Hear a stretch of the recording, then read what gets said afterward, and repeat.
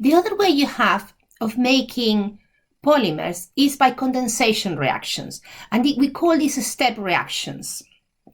So a condensation polymer is formed by combining two or three or a small number of small molecules, and it can be or a monomer, so just one unit, or a few units together, we call that an oligomer, or even a small polymer with another one. So that's what I'm trying to draw in this slide. You have one of the monomers, the red one, another one of the monomers, the blue one, and they react together. It's a chemical reaction, and it's not a radical reaction. There is no unpair electrons.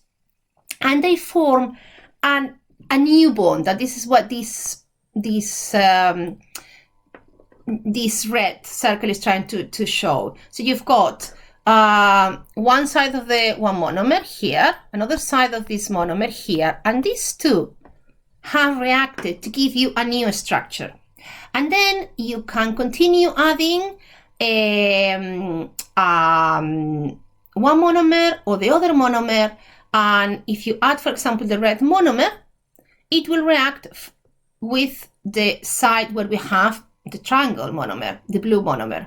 And when you add the blue monomer, it will then react with the red monomer. So as you can see, you form this new monomer from this polymer that is made of the reaction between two monomers. And typically, when you make this bond between the two monomers that make your condensation polymer, you lose a molecule. And typically, not always, sometimes that molecule you lose is water. And that's what they are called condensation polymers, because you are condensing two molecules and losing a molecule of water in the process. So every time you make a new bond, you lose a molecule of water. Another molecule you can lose, for example, is ammonia, but water is the most common one of all. Typical examples of condensation polymers are polyamides and polyesters. So polyamides are made from a carboxylic acid and an amine, and polyesters are carboxylic acid and an alcohol. And as I mentioned, for example, nylon is an example of polyamide, and and Kevlar is also an example of polyamide, and I have the structure in a couple of slides.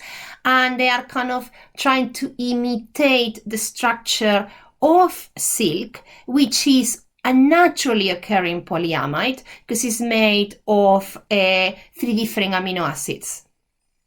Carboxylic acid can react with alcohols to produce esters. We call that the Fischer esterification. And you need a catalyst, and in the catalyst is typically an acid. And if you look at this structure, you can see you've got your carboxylic acid. Here it is the structure of the carboxylic acid. Let's include the hydrogen. You have your alcohol. A bond is formed between the oxygen of the alcohol and the carbon of the carbonyl group. And the reaction progresses through several steps, which I'm happy to talk you through if you're interested, or if not, you can ignore them, to produce an ester.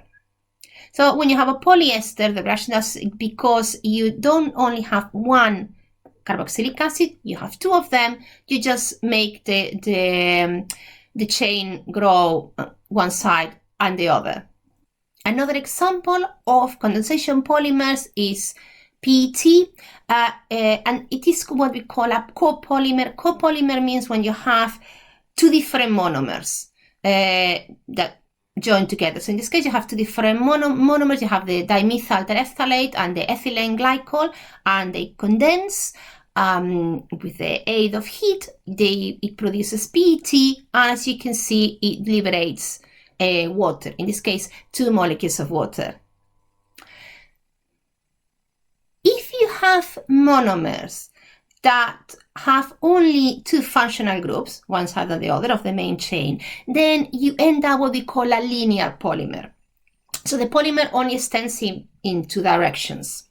However, if you have more than 2 functional groups, then the polymer is not only limited to grow in two directions, it can also grow in the other directions of the space, and you end up with something with what we call a highly cross-linked polymer. Because you not only have connections along, one side of the space, but you also have connections across the other one. And that is possible because you have a monomer.